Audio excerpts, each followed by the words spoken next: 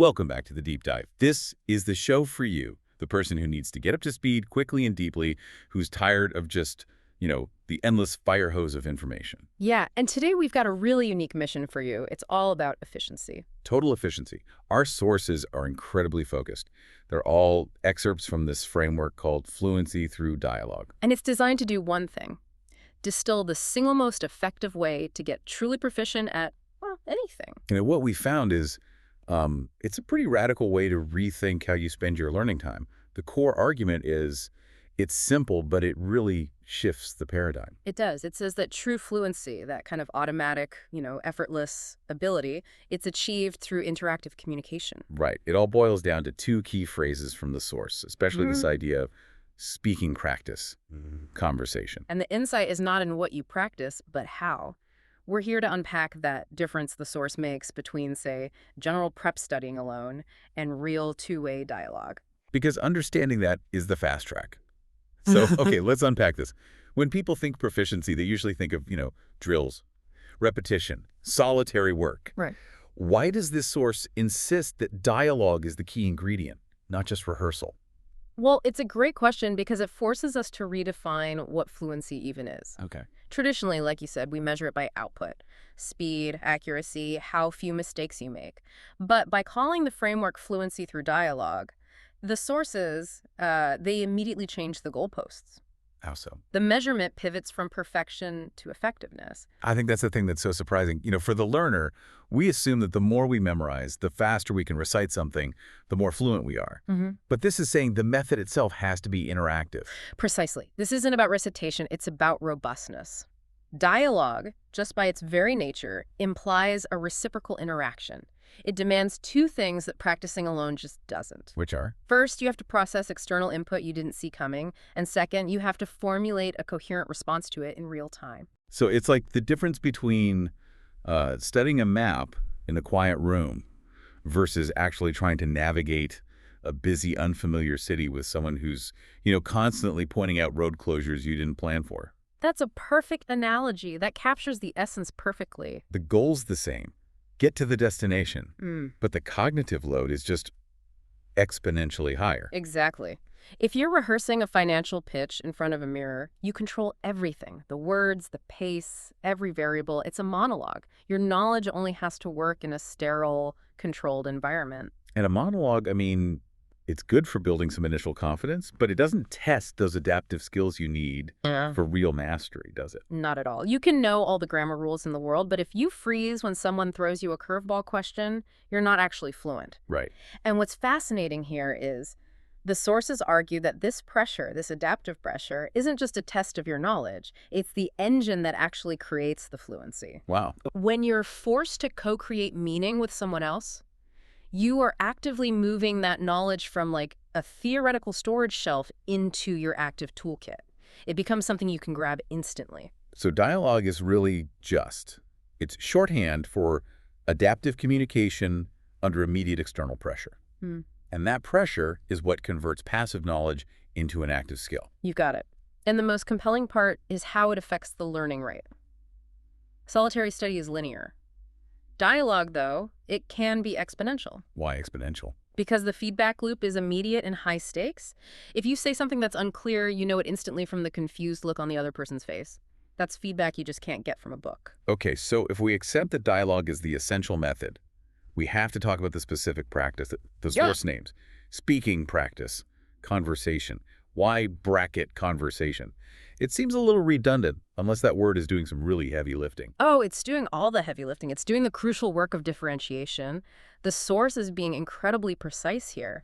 Because speaking practice is, it's a huge category. It could mean shadowing an audio track or rehearsing a speech, but those are still basically monologues. Right. By adding conversation, they're narrowing the definition. They're saying the only practice that really counts is a reciprocal two-way exchange. So it's not enough to just speak out loud. You have to be in a conversation where you're forced to listen and then react. Precisely. Conversation, unlike rehearsal, it introduces unpredictability, spontaneity, and, crucially, turn-taking.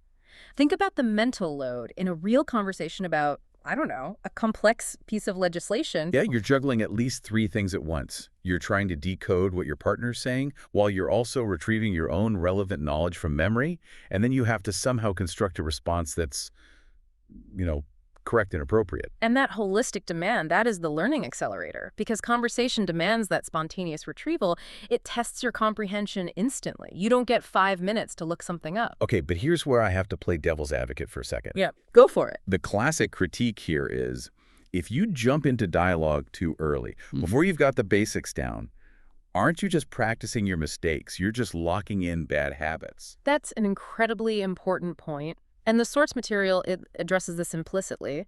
It's about the type of feedback you get. Okay. Isolated practice, your solitary work, that's necessary to build the initial blocks, the basic competence. But that knowledge is inert. Bad habits only get locked in when they're never challenged. Okay. So the dialogue itself is the correction mechanism. Exactly. When you're in a real conversation, your bad habits, your mispronunciations, your factual errors, they get exposed immediately by the other person's reaction. They might look confused or they'll correct you. Right. They might ask for clarification. That external reality check prevents you from just casually rehearsing your mistakes over and over. Dialogue forces you to do the repair work on the spot. So the inefficiency isn't the dialogue. It's spending too much time on the monologue. We just need enough solitary study to build a foundation, and then we have to immediately subject it to the stress test of a real human interaction. And it's that constant need for rapid adaptation that cements the knowledge. An unexpected question is a much better memory tool than rereading a paragraph 5 times. Here's where it gets really interesting for me. This suggests that a learner's time is like exponentially better spent engaging with other people in messy, spontaneous dialogue than that same amount of time spent in solitary study. Absolutely. The reciprocal pressure is the difference maker. It changes everything. Think about someone trying to learn, say, global supply chain management. They could spend 10 hours reading case studies alone. Or they could spend 3 hours reading one really good case study and then 7 hours debating its implications with a colleague. Defending their ideas against real objections. Yes. The sources would argue that second path is dramatically more effective for achieving real fluency, the ability to actually use that knowledge under pressure. So let's bring this all back. What does this mean for our listener? For the learner, the goal is that fast track to being well-informed and capable. How do we turn this into a concrete strategy?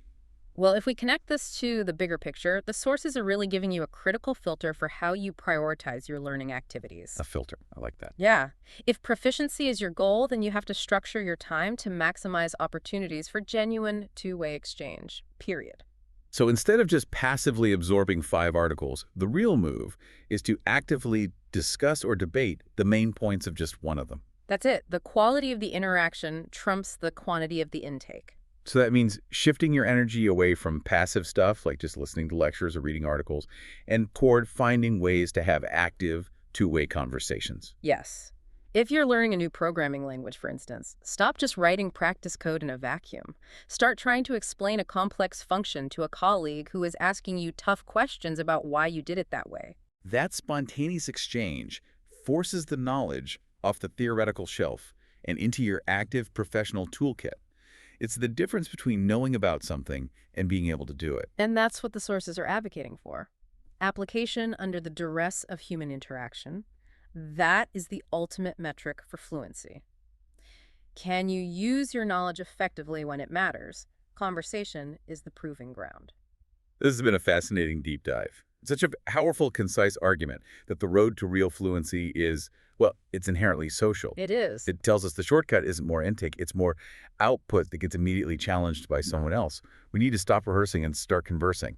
The sources really do highlight that. True fluency comes from embracing dialogue and making conversation your primary form of practice, moving from internal understanding to external capability. And as always, we like to leave you with one final provocative thought that builds on these powerful sources. Yeah, and this raises an important question for me. If dialogue is the exclusive path to fluency, and we know dialogue is fundamentally a 50-50 reciprocal exchange, How do you effectively train your listening and processing skills? Good question. You can maximize your conversational practice, but if your ability to receive, decode, and adapt to the information coming in is weak, that learning accelerator is going to stall. You can't respond fluently if you didn't really hear or process the curveball in the first place. So how do you refine the intake half of the dialogue to maximize the benefit of the output half? Exactly. Something to think about. Great food for thought for every learner out there. Thank you for joining us for this deep dive. We'll be back next time with a fresh stack of sources.